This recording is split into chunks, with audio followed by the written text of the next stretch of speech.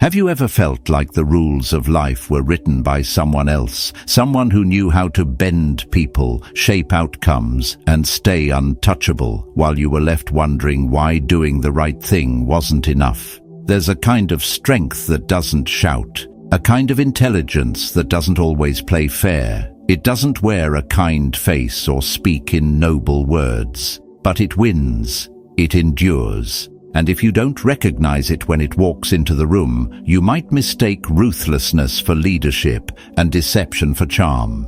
You might get outplayed simply because you wanted to believe the world was kinder than it is. This isn't about becoming cold or cruel. It's about opening your eyes, about seeing what most people refuse to see.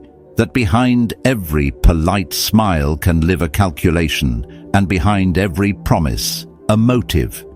Over 500 years ago, one man dared to write down what others only whispered. Not to poison minds, but to prepare them. Because when you understand power, you stop being naive. And in a world that rewards the sharp and punishes the soft, clarity becomes a form of protection. So if you've ever felt outmaneuvered, misunderstood, or simply too honest for this world, stay with me. There are 8 principles you were never taught but should have been. Principle 1. Adaptability over attachment. Have you ever held onto a plan so tightly, so desperately, that when it began to fall apart, you convinced yourself it was the world that needed to change, not you? There's a subtle kind of pride in wanting things to stay the same. We find comfort in what we've built, in the systems we understand. But the world doesn't honor comfort. It honors movement. And if we aren't willing to move with it, we get left behind, not with a bang, but with the slow erosion of relevance. Marcus Aurelius once said, "The universe is change. Our life is what our thoughts make it." To live well is not to resist this truth, but to become fluent in it. Adaptability in the Stoic sense is not about being agreeable or easily swayed. It's about maintaining your inner discipline while adjusting your external course. The Stoic doesn't cling to fixed outcomes.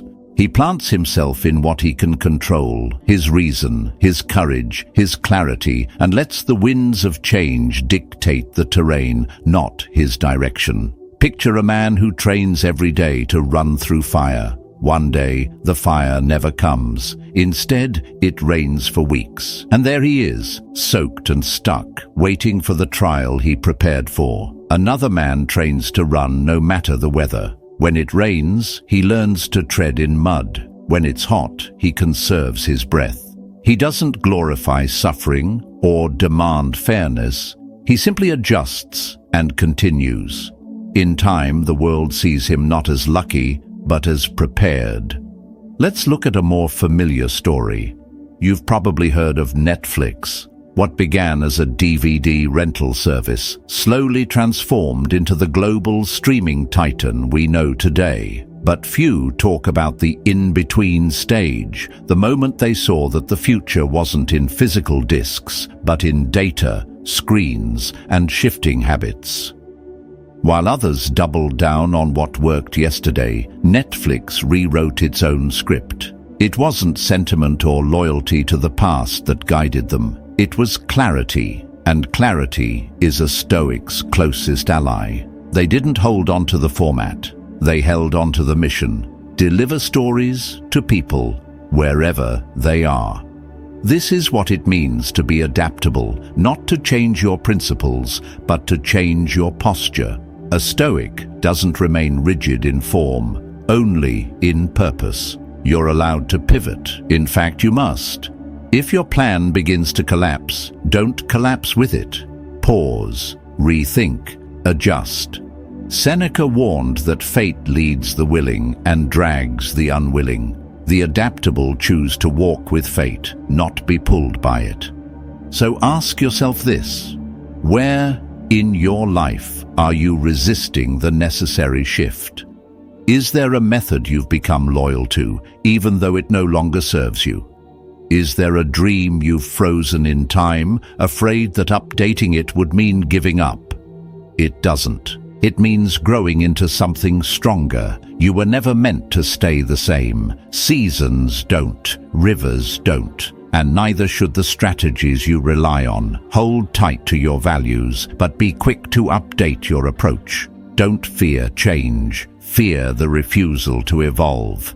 Because in a world that transforms without your permission, survival belongs not to the most skilled, but to the most agile.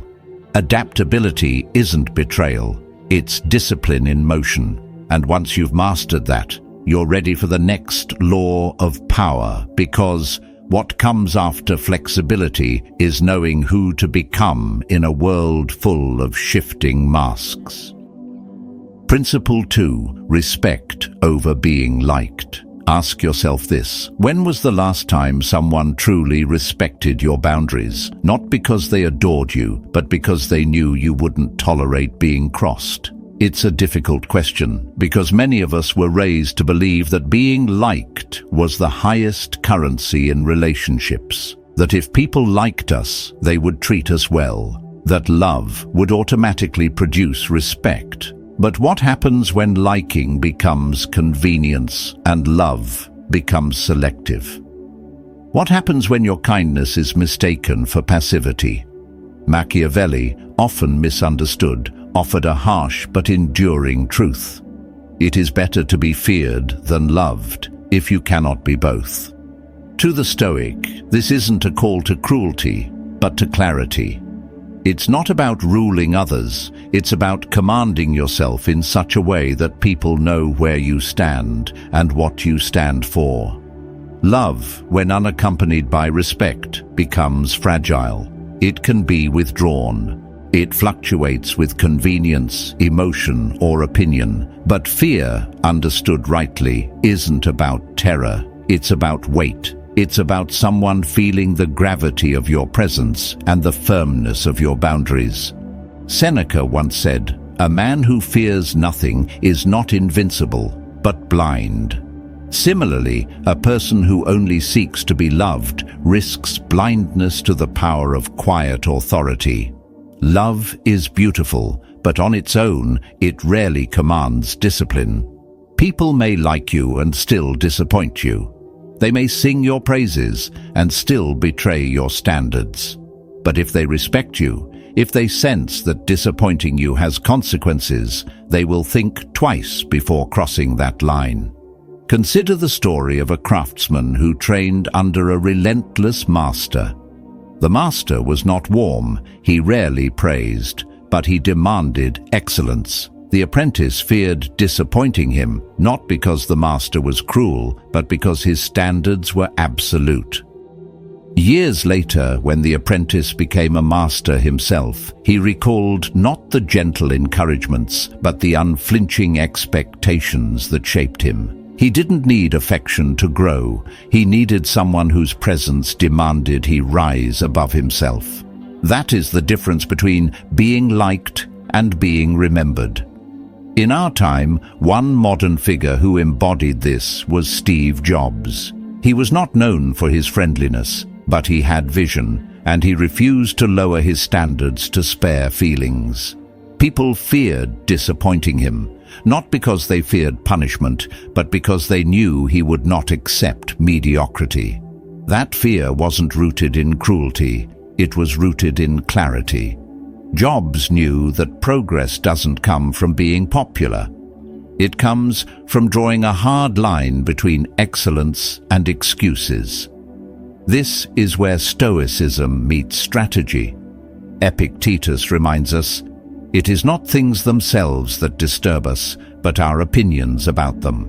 If you believe that being liked is your shield, you will live at the mercy of others' opinions. But if you cultivate inner authority, people may not always like you, but they will respect you, and they will remember that you live by your own code. So here's the lesson. Don't chase love at the cost of your self-respect. Set the standard. Make your values visible. Let people know not just what you allow, but what you will never tolerate. When others sense that you hold yourself to a higher discipline, they will either rise to meet it or fall away, and both outcomes serve you. You were not born to be soft-spoken in a world of noise. You were born to be steady. Let your presence speak before your words. Let the fear of disappointing you come not from intimidation, but from the weight of your self-discipline. Because when respect leads, love may follow. But when love leads without respect, it rarely lasts.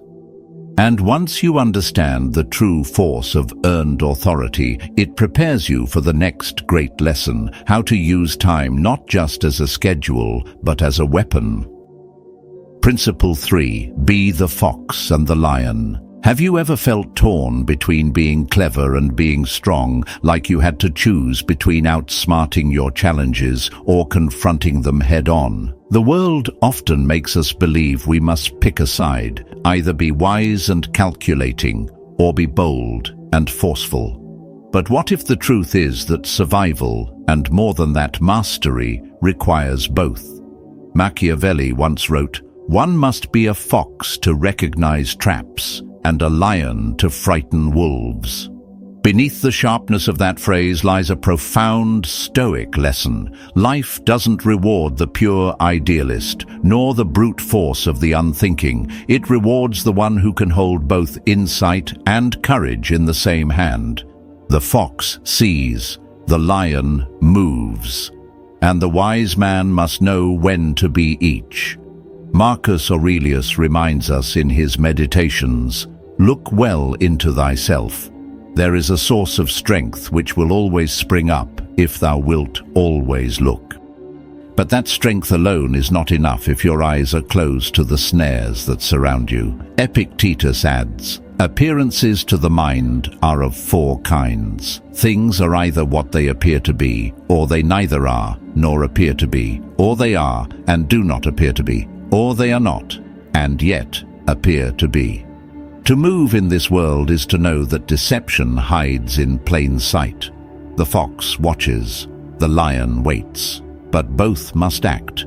Imagine a man walking a tightrope over a pit. He sees the rope shake. The wind shifts. He knows panic will throw him off, but so will pride if he refuses to bend. He narrows his focus. One step forward, another. He must think like a fox, careful, aware of every detail. But if the rope breaks, then the lion must rise. No more delay. He must leap. That is the paradox of life's trials. There are times when precision is your salvation, and there are times when only sheer presence will carry you through. Now consider a real-world figure, Elon Musk. Say what you will, but when he set his sights on acquiring Twitter, many laughed. Some thought it reckless, others said it was a trap. He played the fox at first, strategic, non-committal, observing the board. Then came the pivot. Once the ink dried, the lion emerged. Bold restructuring, unapologetic decisions, shifting the cultural weight of a platform to match his own direction. Whether one agrees with his approach is not the point. What matters is the lesson. Without the cunning to anticipate opposition and the boldness to act when the moment came, none of it would have happened. He didn't rely on just vision. He used leverage. He didn't beg for approval. He acted. The Stoic doesn't admire domination for its own sake. What he admires is self-mastery in the presence of power. When you develop the mind of the fox, you see through illusions, flattery, distraction, and deceit. When you cultivate the heart of the lion, you stop flinching when duty demands boldness. Most people lack one or the other. They are either observant but paralyzed, or aggressive but blind. The true Stoic blends both, not to manipulate, but to walk through this world without being consumed by it. So, where do you stand? Are you watching from the edge of the forest, seeing every movement but never daring to enter? Or are you roaring in the center of the arena, unaware of the traps being set behind you?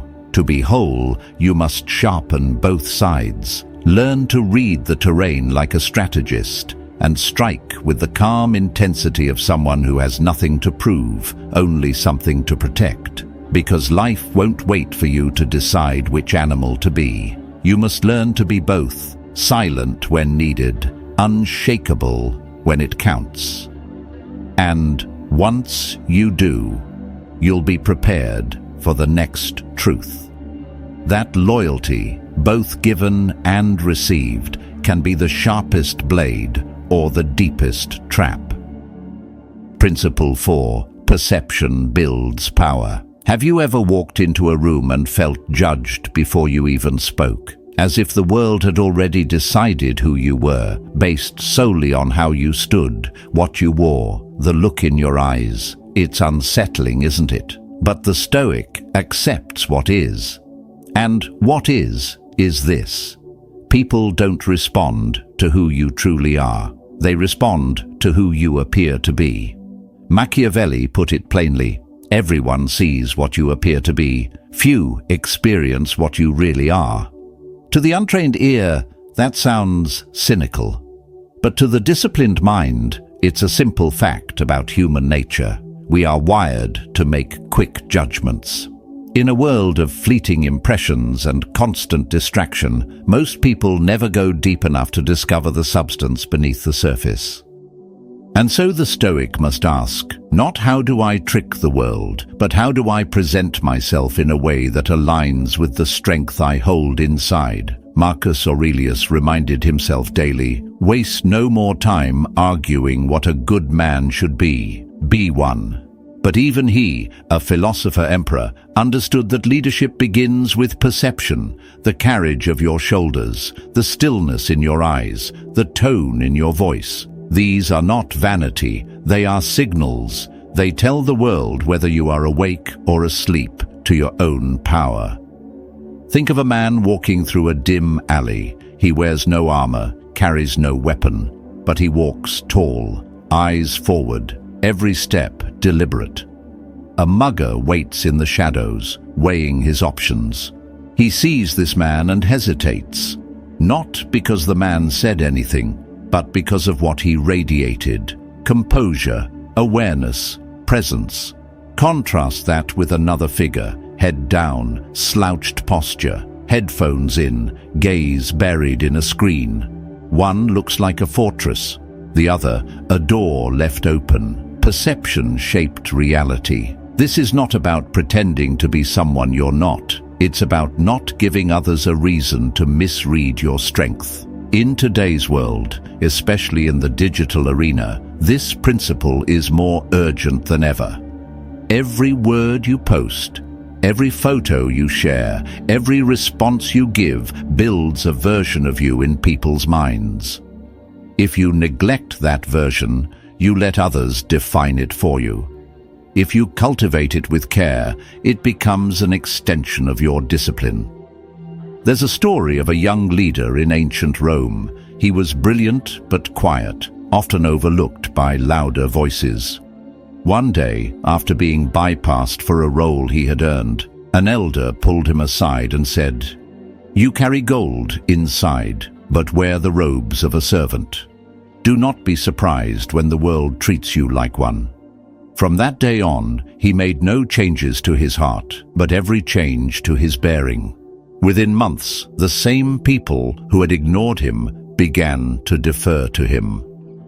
He hadn't changed who he was. He had simply begun to show it. The Stoic does not seek attention, but he does not hide either. He walks into every space with intention, not to impress, but to express his inner steadiness.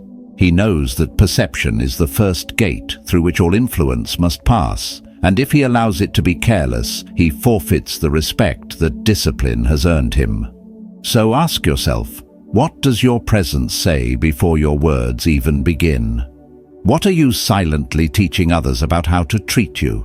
You may not control their opinions, but you do control the signals you send. And if this principle resonates with you, leave a simple comment. Perception. It's one word, but it says you see what most ignore. And if you found strength in these words, consider subscribing quietly, intentionally, so you can return for more. No noise, no pressure, just clarity. Because once you've learned to master the way you're seen, you're ready to master something even deeper, the unseen value of loyalty and how to guard yourself against those who wear it like a mask. Principle 5. Win quietly, not forcefully. Have you ever watched someone try to overpower a situation, raising their voice, tightening their grip, pushing harder, and still everything falls apart? It's a painful truth most learn too late. Brute force may give the illusion of control, but it rarely grants lasting victory, because real power doesn't come from how loud you speak. It comes from how wisely you move. Machiavelli's advice was blunt but brilliant. Never attempt to win by force what can be won by deception. To the untrained ear, this sounds like a call to manipulation. But to a disciplined mind, it's a reminder that force wastes energy, while strategy multiplies it. The Stoic does not confuse noise with influence or pressure with progress. He understands the wisdom of restraint, the kind that knows when to pause, when to shift, when to enter through the side door rather than break down the front gate. Seneca once wrote, "A sword never kills anybody. It is a tool in the killer's hand. So is brute force. It is a tool, one that should be wielded rarely, and only when no quieter means remain. Because the wise man is not concerned with appearing dominant. He is concerned with achieving what matters without exhausting what he values. And often this means winning before the battle is ever declared." Imagine a traveler approaching a heavily guarded fortress. The gates are sealed, the guards alert. Most would try to climb the walls, bash the door, storm the front, but the traveler waits. He watches. One evening, he notices the cook exit through a side door. A moment later, the guard leaves his post to help carry supplies. The traveler doesn't force his way in. He walks through a moment others wouldn't have noticed. No shouting, no struggle, just clarity, patience, and timing. That is strategy. In the modern world, we see this play out not in battlefields, but in boardrooms and marketplaces. Take the example of Toyota. When they sought entry into the American auto market, they didn't march in to compete directly with the giants, Ford, GM, Chrysler, on their own turf of large, powerful vehicles. That would have been war. Instead, they observed. They noticed an opening, a need for smaller, fuel-efficient cars, a space unclaimed. They stepped into that space quietly, effectively. No aggression, just alignment. And, over time, that strategic positioning not only gave them footing, it helped them rise to become the largest automaker in the world. This is the essence of what Epictetus teaches when he says, "First, say to yourself what you would be, and then do what you have to do." The Stoic doesn't act for spectacle, he acts with precision. He sees no glory in struggle for struggle's sake. He chooses what works, even if it's invisible to others. So ask yourself, where in your life are you still pushing when you should be positioning? Where are you trying to force an outcome when a shift in angle, a pause for timing, or a deeper understanding of the terrain would serve you better? Don't let pride pull you into battles that could be avoided. Don't waste your strength on proving how strong you are. Instead, sharpen your awareness. Learn to spot the pressure points others miss. Let others exhaust themselves with noise while you let the silence work for you. Because force may bend a moment, but strategy bends time. And once you understand that, you'll be ready to confront an even deeper challenge. How to read loyalty not by words, but by what people do when it no longer benefits them. Principle 6. Act before it's too late. Have you ever known exactly what needed to be done but hesitated? You saw the opportunity, you felt the truth in your gut, and yet, by the time you acted, the moment had already passed. What once felt like clarity now feels like regret. Not because you were wrong, but because you were late. Machiavelli wrote, "The wise man does at once what the fool does finally." And in that simple observation lies a brutal law of life. Timing is often more important than knowledge. To the Stoic, this isn't about chasing the perfect moment, but recognizing when the moment is already here and having the inner readiness to move. Seneca reminded us, luck is what happens when preparation meets opportunity. But what he didn't say, what we must learn for ourselves, is that opportunity rarely announces itself with certainty. It often comes disguised as risk, wrapped in discomfort. Most people delay not because they don't know what to do, but because they want more signs, more safety, more permission. They confuse hesitation for caution. But the Stoic understands that courage isn't reckless, it's timely. Picture a man standing at the edge of a frozen river. He tests the ice. It's solid beneath him. A few steps ahead, there's a window to cross, to move forward before the thaw. He knows the path, but he hesitates, wondering if he should wait, if perhaps it will become even clearer, even safer. Minutes pass. The sun rises. The ice begins to melt. And suddenly, the moment that was once steady is now uncertain. He retreats, not because he chose poorly, but because he chose too late. The truth is, the difference between wisdom and folly isn't just what you know, it's when you act on what you know. Many people eventually come to the right realization. They see the value of discipline, of clarity, of character. But often they reach this understanding after they've already lost what mattered, after the relationship has ended, the opportunity is gone, or the silence has spoken too loudly. The Stoic doesn't wait for life to scream. He listens while it still whispers. There's a quiet story from ancient Greece of a soldier who stood before his general, waiting to be recognized for his service. The general, known for his fairness, simply said, "Had you stepped forward yesterday, the victory would have been yours. But now, the reward belongs to the one who did." The soldier was stunned. He had fought bravely, just like the rest. But the difference wasn't effort. It was timing. In modern life, the same principle applies. Consider how some businesses rise not because they invented something entirely new, but because they moved first or moved fast. Timing turns insight into impact.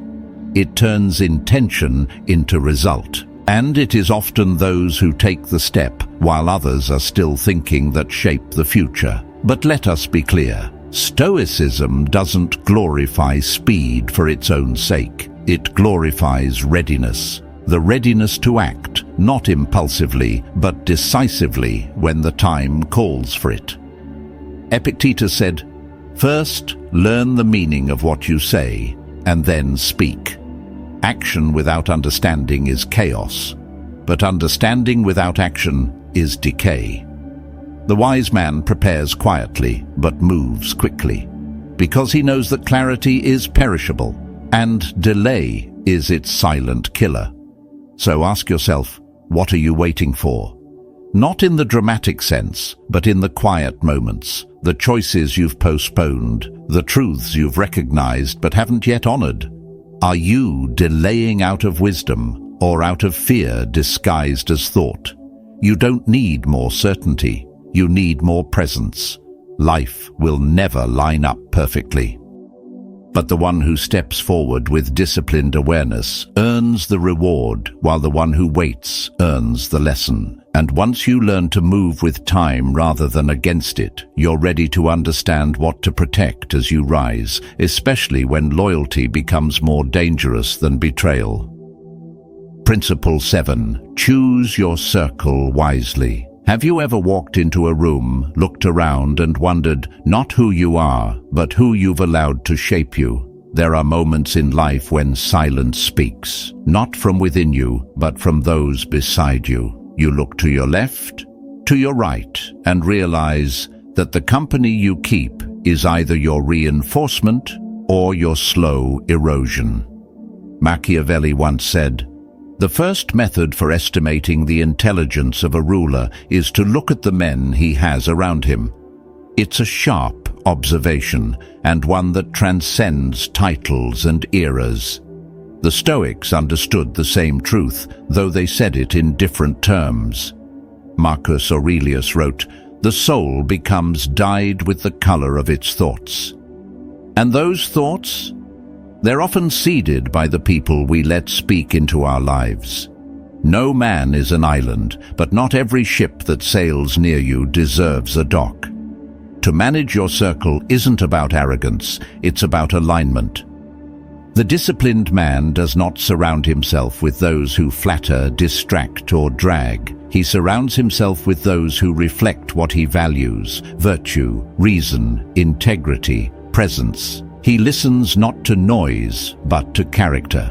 There's a quiet story from the Stoic tradition of a young philosopher who sought the guidance of an elder.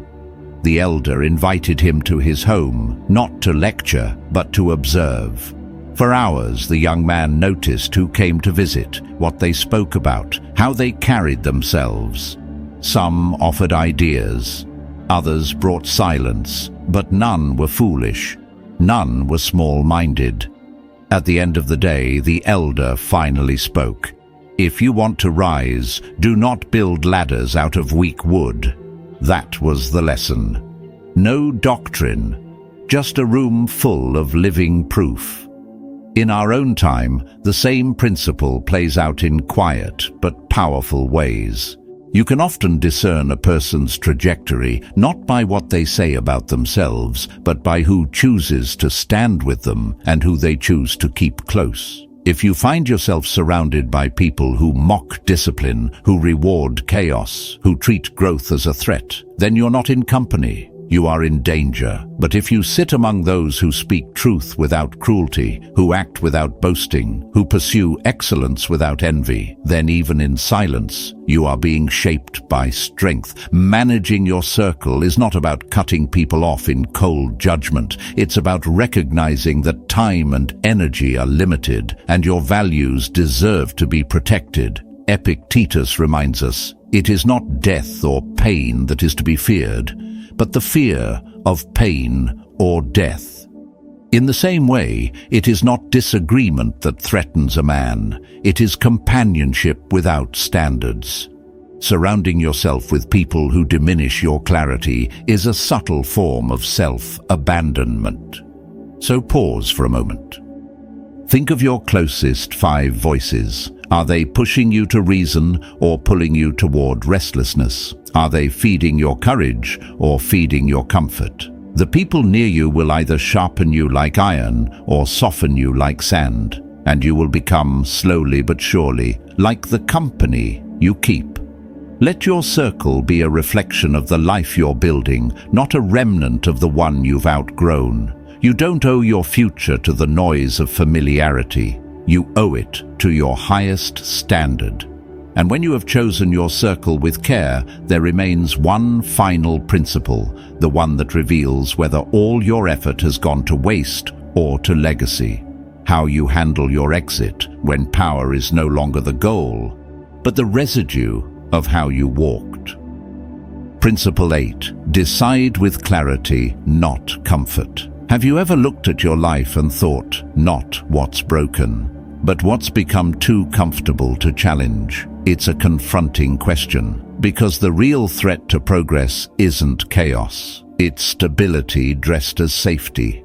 It's the quiet decay of staying where you are simply because it's what you know. And by the time you realize it, the price of standing still has already outgrown the fear of moving forward. Machiavelli once wrote, "I'm not interested in preserving the status quo. I want to overthrow it." To many, that sounds dangerous, reckless, But to those who see beneath the surface, it's not a call to destruction, it's a call to decisive living. The Stoic doesn't cling to things just because they've always been a certain way. He doesn't idolize tradition or routine. He examines everything, his beliefs, his habits, even his loyalties, with the sharp knife of reason. And if they no longer serve virtue, he lets them go. Not with emotion, but with clarity. Seneca said, "It is not because things are difficult that we do not dare. It is because we do not dare that they are difficult." Inaction feels safer, familiar, but often it is the most dangerous choice of all, because when you preserve what no longer works, you don't just delay progress, you betray it. There's a story of a Roman merchant who ran a flourishing business selling oil lamps. For years, he thrived, until a new method emerged, cheaper, brighter, longer lasting. His apprentices begged him to adapt, to shift production, but he refused. "This is what we do," he said. "This is what people expect from us." Months passed, then years, and slowly orders stopped coming. Competitors rose. The factory grew silent. He wasn't defeated by failure. He was defeated by his success because he mistook it for permanence. The Stoic sees through that illusion. He doesn't fear change.